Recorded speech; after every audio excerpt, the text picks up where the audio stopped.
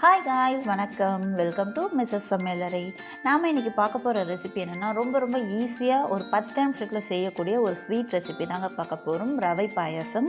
இந்த ரெசிபி வந்து ரொம்ப சிம்பிளா பண்ணலாம். யாரனா கெஸ்ட்டுங்க வந்து திடீர்னு வீட்டுக்கு வந்துட்டாங்கன்னா அப்ப வந்துட்டு இந்த ரெசிபி வந்து உங்களுக்கு ரொம்ப யூஸ்ஃபுல்லா இருக்கும். நம்ம சேனலுக்கு இப்போதான் நீங்கள் ஃபஸ்ட் டைம் வரீங்கன்னா மறக்காமல் நம்ம சேனலை சப்ஸ்கிரைப் பண்ணிக்கோங்க. கூடவே வர பெல் பட்டனையும் கிளிக் பண்ணிக்கோங்க. வாங்க இந்த ரவை பாயாசம் எப்படி பண்ணுறதுன்னு நம்ம பார்க்கலாம். ஃபஸ்ட்டு இந்த ரவை பாயாசம் பண்ணுறதுக்கு ஒரு பேனை சூடுபடுத்திக்கலாம். அதில் 1 டேபிள் ஸ்பூன் நெய் சேர்த்துக்கலாம்.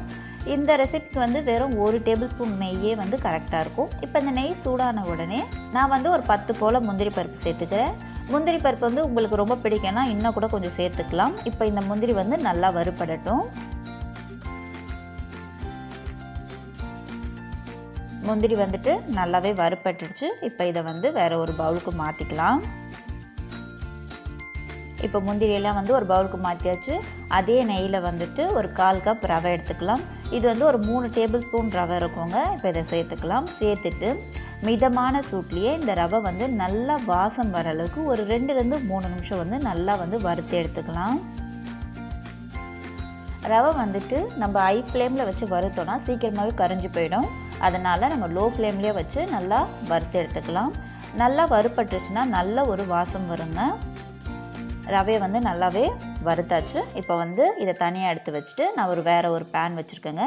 அதில் வந்துட்டு 3/4 லிட்டர் நல்லா திக்கான பாலாக எடுத்திருக்கேன். அதாவது ஃபுல் ஃபேட் மில்காக எடுத்திருக்கேன். அப்போ தான் வந்து நமக்கு பாயசம் வந்து ஒரு நல்ல டேஸ்ட்டாக அண்ட் க்ரீமியாக கிடைக்கும். இப்போ இது வந்து நல்லா கொதித்து வரணும். அதே மாதிரி இந்த ஓரத்தில் வர ஆடைகள்லாம் வந்து இந்த பாலில் எடுத்து விட்டு நல்லா வந்துட்டு இதை கலந்து கொடுங்க.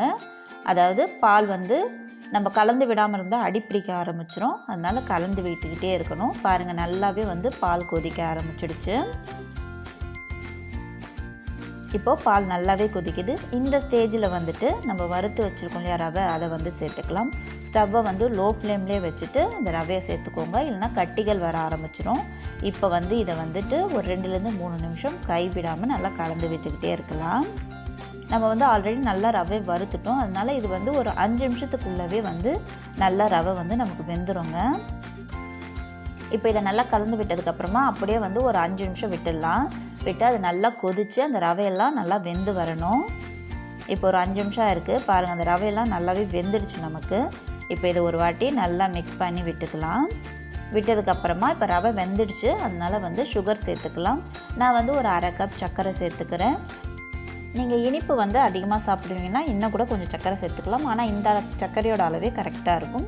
இது கூடவே வந்து 1/4 டீஸ்பூன் ஏலக்காய் தூள், ஒரு பிஞ்ச் அளவுக்கு உப்பு சேர்த்துக்கலாம். சேர்த்துட்டு இதை ஒரு வாட்டி நல்லா மிக்ஸ் பண்ணி விட்டுக்கலாம். நம்ம சர்க்கரை சேர்த்ததுக்கப்புறமா இதை வந்து ரொம்ப நேரம் கொதிக்க வைக்கணும்னு இல்லை. ஒரு 1லேருந்து 2 நிமிஷம் மட்டுமே இது நல்லா கொதித்தாலே போதும். ஆனால் ஸ்டவ் வந்துட்டு லோ ஃப்ளேம்லேயே தான் இருக்கணும்.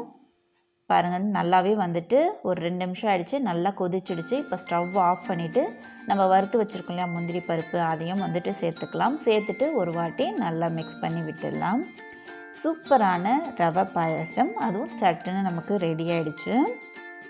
நமக்கு திடீர்னு ஸ்வீட் எதுனா சாப்பிட்ணும் அப்படின்னு ஆசை வந்துச்சுன்னா ஒரு 10 நிமிஷத்தில் இந்த பாயசத்தை நம்ம ரெடி பண்ணிடலாம். அதுவும் வீட்டில் இருக்க பொருளை வச்சே ரொம்ப ஈஸியாக பண்ணிடலாம்.